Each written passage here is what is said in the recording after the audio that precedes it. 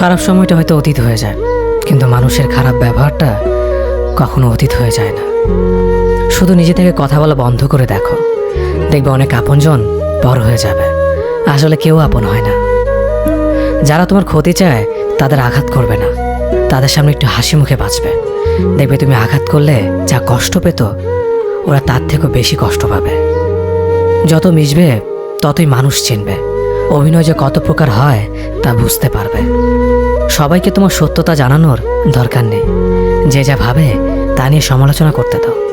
বেঈমান মানুষগুলো কখনো অপরিচিত মানুষ হয় না, খুব কাছের মানুষগুলোই বেঈমান হয়। মানুষ চেনা শুরু করলে এমনিতেই বন্ধুর সংখ্যা কমে যাবে, এটাই বাস্তব।